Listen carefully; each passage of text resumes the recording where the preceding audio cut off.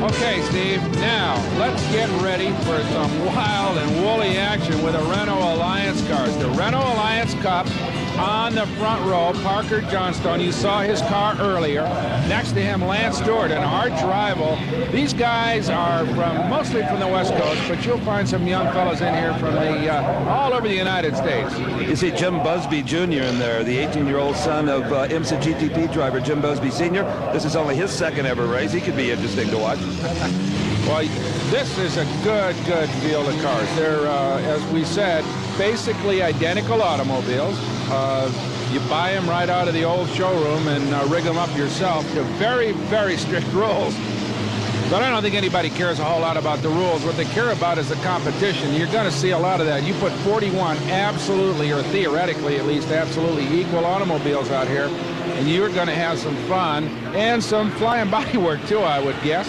Well, especially, Brock, when they'll just barely touch 100 miles an hour and have a good steel roll bar. Drivers feel awfully confident in those cars and are liable to make a maneuver they might not make in a different kind of race car. It can get real hairy out there. Well, no race tires on these things. They're all street radials, basically automobiles. In fact, a lot of the guys do drive them right to the old racetrack. You got licenses on them and the whole thing. But earlier, Steve Evans, who is a highly regarded technical expert in this field, had a look at these automobiles. Friends, how many times have you said to yourself, I sure would like to be out there racing cars where Steve and Brock are? Well, if you're employed and with your good credit, have we got a racing series for you? It's called the Renault Cup. And we're not talking about burned up, beat up old race cars here. We're talking about brand new, shiny, never been race direct, air blows, cold Renault Alliances. Now you say to yourself, I can't afford those expensive racing modifications. I say to you that for $1,600, your Renault dealer will sell you a kit that includes alloy wheels and roll bar and suspension modifications, more parts than there's time to mention. He doesn't make one dime on this kit. Now you say to me, I'm no racing mechanic. I say to you, you have run out of excuses, brother, because you're not even allowed to touch this engine. It is sealed where you cannot remove the cylinder head. So remember, you work, you ride, we tote the note. See your Renault dealer now. Now I ask you, would you buy a used car from that man? We'll be back with the start of the Renault Alliance Cup after this.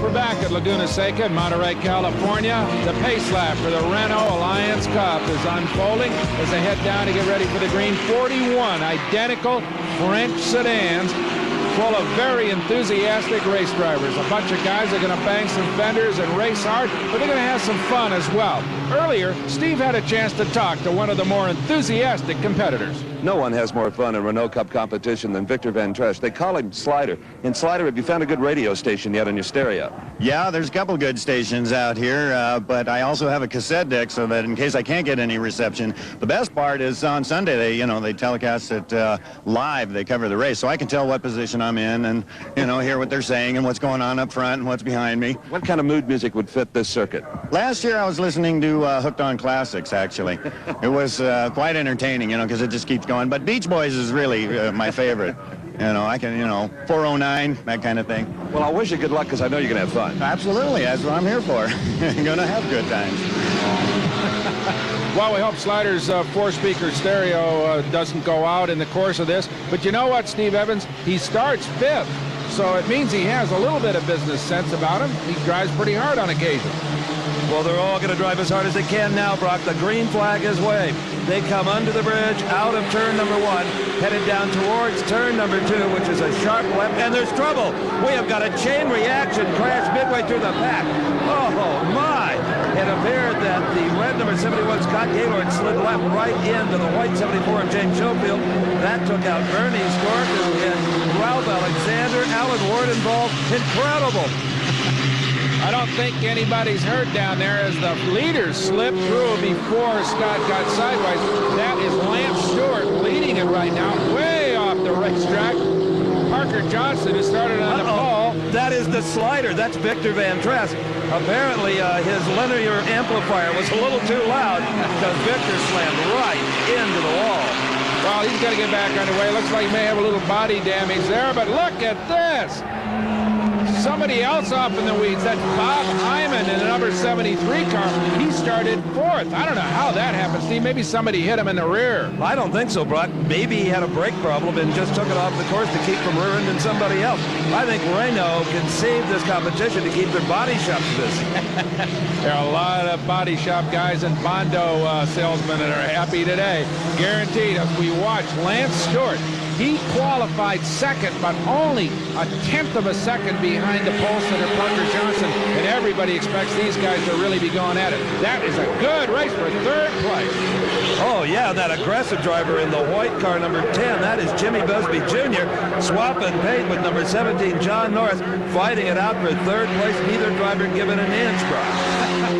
I'll tell you what, Busby tried it the hard way on the high side, but there goes John Norris. He kind of squeezed in front of Busby, and over the hill they come with John Norris holding on to 3rd place by about a car length.